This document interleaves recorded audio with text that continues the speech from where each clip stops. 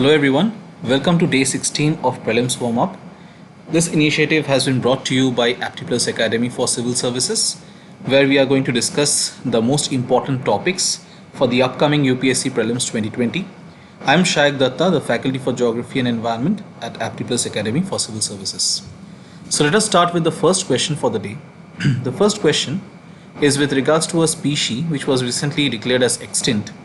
So the question asks, which of the following has recently been declared extinct? A.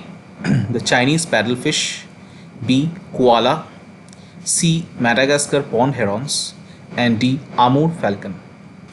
So out of the given options, now it is very difficult for somebody who is not aware about this particular topic to be able to guess without having any idea regarding this.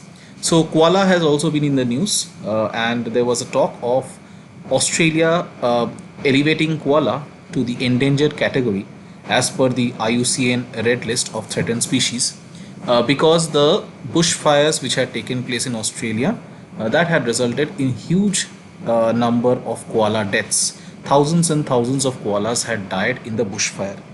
So that was one thing, but it did not go extinct as such. Similarly, with regards to Amur leopards also, Amur leopards are those leopards which live in Siberia, in the same area where you have the Amur tiger, which is also referred to as a Siberian tiger, living.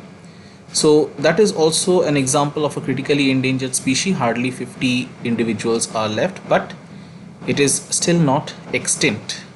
But out of the given options, A, Chinese paddlefish should be the right answer because that is what was declared extinct in the last year. So answer is A. And we get to see that the scientists have concluded that the Chinese paddlefish, which is also referred to as panda or panda of the Yangtze river, it is the largest freshwater fish species in the world, and it has now become extinct mainly because of human activity. And what kind of human activity? Like overfishing, habitat destruction, etc. So what kind of questions can come? They might ask you like the question that we have asked over here, okay, which of the species has become extinct? Or they might ask you regarding Chinese paddlefish, and they might test your knowledge whether it is found in the Yangtze river, or they might put the name of some other river. Plus at the same time you should also be aware it is the largest freshwater fish species, or it used to be the largest freshwater fish species, and now it has become extinct mainly because of overfishing. And if you want to know more about it, so I have pasted the links of some of the websites from where you can gather information, more information regarding the Chinese paddlefish. So you have National Geography's website link, Smithsonian magazine. From here also you can get a sufficient amount of information. So this is with regards to the Chinese paddlefish. Moving on to question number 2. It is with regards to the drug colistin. So consider the following statements about the drug colistin. The first statement is, it is a valuable last resort antibiotic which saves lives in case of critical care units. So it is a valuable last resort antibiotic that saves lives in critical care units. That is the first statement. Second statement is, it is highly misused in poultry industry. It is used as a growth promoter mainly for prophylactic purpose. So ultimate thing is, okay, these the uses of the drug colistin. So in both the cases we get to see yes, it is actually true. So when we talk about colistin, let us see. Why it was in the news was because the Union Ministry of Health and Family Welfare, they had banned the manufacture, sale and distribution of this particular drug, that is colistin. And this is used in case of food producing animals like poultry, aqua farming, and it is also used in animal feed supplements. And this ban has been announced to ensure that the efficacy remains in case of human beings because it is used as a last resort antibiotic. And otherwise, if there is too much of intake of this particular drug, then human beings might become resistant. I mean, the bacteria and all, they might become resistant to this particular drug. So to stop this drug resistance from building up, this kind of use has been stopped. It has been banned. So the answer is C, both 1 as well as 2. Moving on to the third topic, the third question for the day. So researchers have recently discovered a particular species of tree, Dracana cambodiana, which is also referred to as the dragon tree species, and it has been found where in Dongka Sarpo area of West Karbi Anglong district in Assam. Which of the following statements are true in its context? Okay. First statement, this plant yields a sap which turns bright red after coming in contact with air, and hence the name is dragon blood. Okay, so this particular plant, it yields a sap which will turn red on coming in contact with air, and that is why the name is dragon blood. Second statement, it is an important medicinal plant as well as an ornamental tree. So these are the two statements that we have with regards to the dragon tree, which has been on, it is a particular special species of dragon tree which has been found in Assam, and we get to see that both the statements which have been given are correct with regards to the dragon tree. So other than the dragon's blood having several antifungal and antibacterial compounds, and also there are antioxidants, these have been extracted from various parts of the plant. So basically it is medicinal, it is ornamental, plus it will also have ecological values, and there's an urgent need for a conservation program for this particular species of the dragon tree. And it is this particular link of Hindu from where the question has been taken, so you can go to this article and read up more about this particular tree. So the answer is C, 1 and 2. So now moving on to the fourth question for the day. Again, a very important topic. According to All India Tiger Estimation Report 2018, so we get to see that the tiger estimation of 2018, the results came out in the year 2019, and hence it becomes very, very important. So there are a few statements given. Number 1, maximum improvement in tiger population since 2014 has been recorded in Satyamangalam Tiger Reserve of Tamil Nadu. This is the first statement. Satyamangalam Tiger Reserve in Tamil Nadu was also the area from where the forest brigand Virappan used to operate. Okay, and he was infamous as a sandalwood and an ivory smuggler. So first statement is maximum improvement in tiger population. It has since 2014. That is the last estimation which was done. So the last estimation was done in the year 2014. And from that year we get to see maximum improvement has been recorded in this particular tiger reserve of Tamil Nadu. That is the first statement. Second statement, the highest number of tigers have been found in Pench Tiger Reserve in Madhya Pradesh. Okay? This is the second statement. Third statement, all states have seen an increase in the tiger population. So out of the three given statements, it's very, very important that you go through the entire report, or at least a proper gist of it, because there's a lot of information in this particular report. So that is why, to indicate to you the importance of this report so far as prelims 2020 is concerned, that is why this particular question has been framed.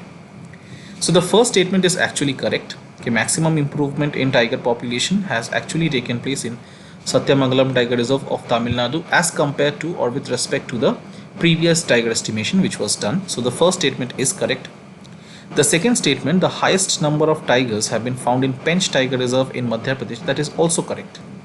The third statement, all states have seen an increase in the tiger population, that is incorrect, because we get to see that there have been there are a number of states. For example, you have Orissa, where the tiger population has actually remained stable, and of course we have a number of states which either are affected by some kind of an insurgent activity, or let's say even in the northeast we will get to see that we have Mizoram, where the numbers have actually declined. But yes, apart from a few selected states, the numbers have actually increased in the rest of the states.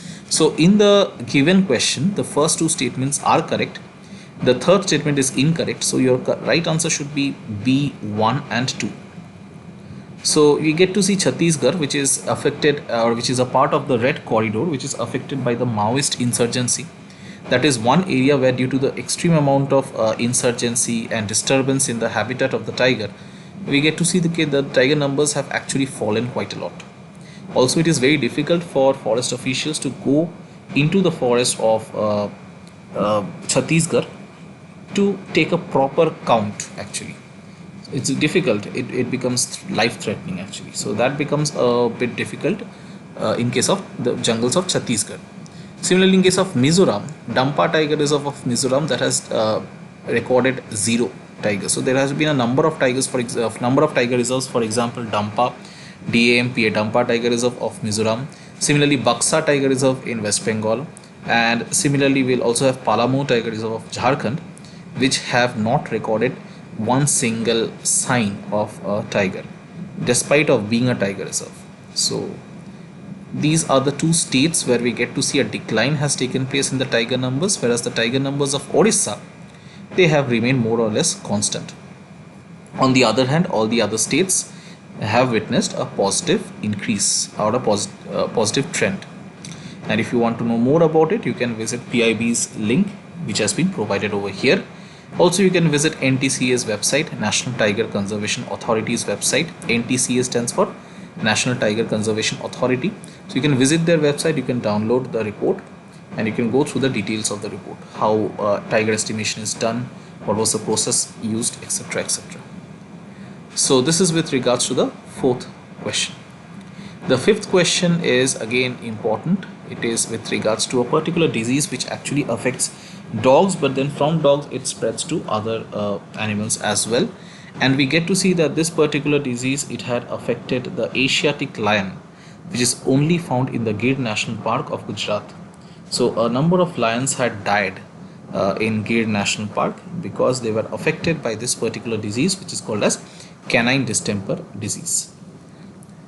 So first statement is, it is a highly contagious viral disease that attacks gastrointestinal, respiratory, central nervous systems, immune system and other vital organs. Second statement is, it can affect a wide variety of animal species including dogs, coyotes, foxes, pandas, wolves. So all of these can get affected. Again, out of the two given statements, we get to see that both the statements are correct. It's a viral disease and it's very contagious. Other species can also catch it. In fact, even with the dogs, we get to see if one dog has this particular disease, it quickly spreads to the other dogs of the locality, and it will attack the gastrointestinal organs, it will attack the respiratory organs, central nervous system. All these organs will be attacked, plus it can spread to all these other species as well. So both the statements are correct, and according to a recent study which has been published in Threatened Taxa, tigers face glooming threat from canine distemper, which is transmitted by CDV or canine distemper infected dogs, which are living in and around wildlife sanctuaries. And this is one reason how this particular disease had spread to the lions as well. So we get to see other species are also very prone to such a disease. Okay, so these are the important topics, the 5 important topics about which we have discussed today. Again, I would encourage you to read up more about these topics, because these topics are important for the upcoming UPSC Prelims 2020. So to know more about such important topics, keep following AptiPlus's YouTube page, and you can like, share, comment and subscribe to our YouTube channel. So till then, take care, study hard, and we'll meet again in the next episode with a set of new topics. Thank you.